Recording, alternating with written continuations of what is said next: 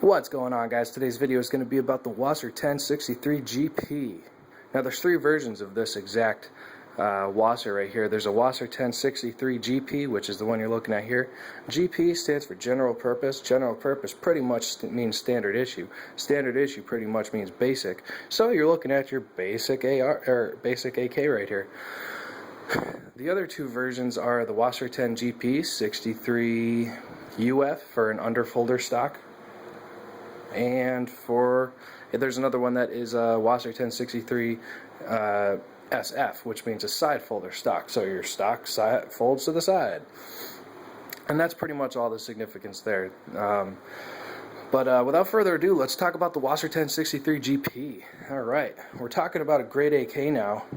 The whole stigma that this weapon grew up with no longer exists, and I'm about to tell you why. I'll start from the barrel and work my way back. The barrel. Well, it's a chrome-lined bore, cold hammer forged barrel, which is pretty much one of the best barrels. It's probably within the top 3 barrels, maybe even the top 2 barrels that you can get in a weapon like this. Okay, basically you have a very dependable barrel. You have one that can withstand more heat than your traditional barrels. You have one that'll last you longer, and you have one that's still pretty damn accurate. So that's that.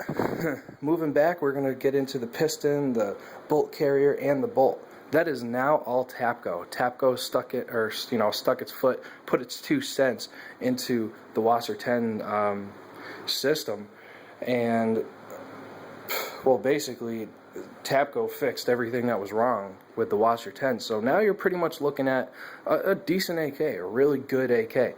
No more shit AKs coming out of Century Arms. But like I said, the piston, the bolt carrier, and the bolt is now all Tapco product. Same thing goes for the trigger group. The trigger, the spring in there, the hammer, even the little pin, the retaining pin, is all Tapco now. Now they upgraded that retaining pin in there. For those of you who are very familiar with the traditional pin that's in there, it sucks. It's very hard to get out. It makes you want to fucking kill something. That's no longer in there, which is very nice. There's like a wire version of what a plate retainer is. It's that, but it's in a wire form now. So it's easy to take out, it's easy to put back in. So that's another upgrade. Now there's not a whole lot more that Tapco did to upgrade this, but I know now Century Arms quality control, as far as their magazine well, is much better. I'm not going to shake the weapon for you to prove that there's no magazine wobble. There's no magazine wobble. There's a little tiny bit when I put this in. There's none when I put this in. So, that's that. Now we're going to move on to, well shit, that's pretty much everything Tapco did, so let's just get into my personal WASR 1063 GP.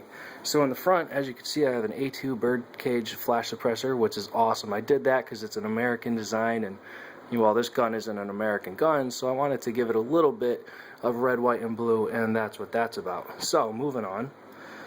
First thing we're going to come to is the wood. Now, why did I not change the wood out? People ask me that shit all the time. Why did I not change the wood out? Well, I didn't change the wood because I like the way the wood looks. The wood, in my opinion, is just awesome. You know, I had a WASR 10 before this, and you know, I made it look all cool. I put rails, I did all the tactical stuff, and it's just not the way one of these AKs should look. Now, if you're sporting a 20 round mag or a 30 round mag, I think that you should definitely keep your wood because it looks badass. Now, if you're putting a 75 round drum magazine in there and you're going to dedicate that to like a support type of weapon, well then I say whatever, change whatever the hell you want, because it's a totally different philosophy of use at that point. But anyway, the only thing I did with my wood is write Oathkeeper on it. That way when I go to the range, now people ask me about Oathkeepers, and sometimes I run into fellow Oathkeepers, which is awesome. Now, what else did I do to this weapon? Let's see, going back, I didn't change the sights, I left them alone. We'll get into my trigger. Okay, my trigger. First thing, you could probably tell it's not a Tapco G2 trigger. It's an Arsenal trigger, actually. When I bought that, it came with the trigger and it came with the hammer.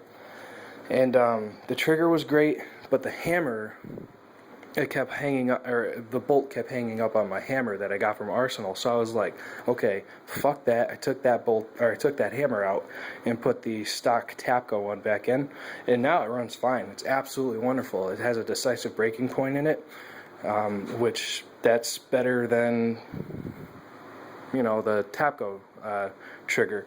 Now the Tapco trigger is really nice. It's really smooth and it's very light. It just doesn't have a decisive breaking point, and I don't like that. The Arsenal kind of does, but I need to do some work on the trigger, and I'll get to that sooner or later.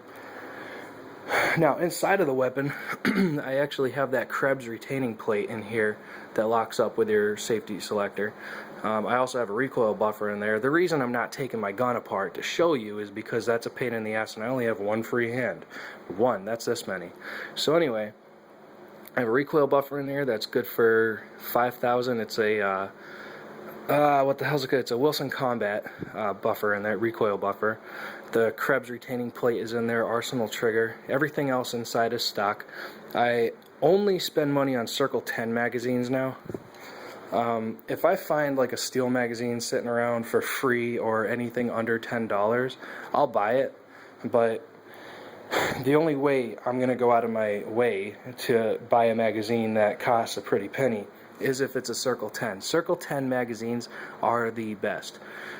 And just so I show you exactly what I'm saying, Circle 10. There's circles with a 10 in it.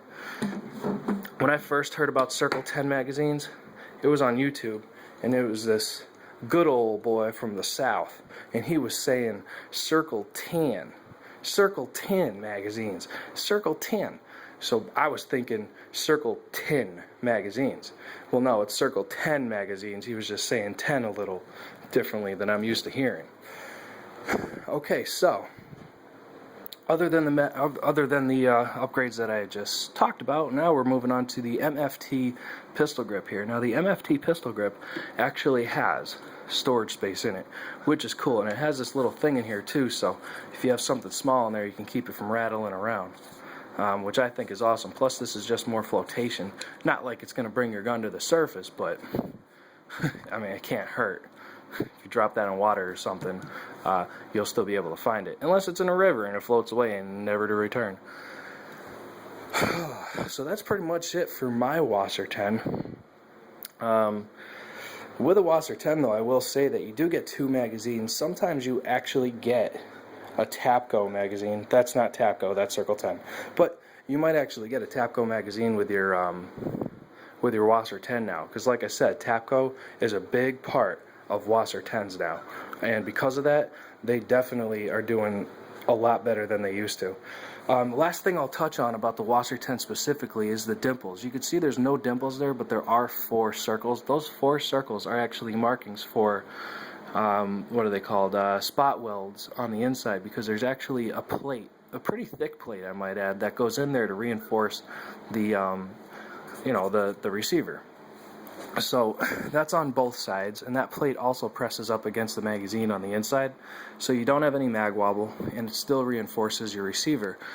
WASR 10 just does it a little differently than most AKs out there, but the same function is still present. So dimples or no dimples, WASR 10s are still pretty strong rifles.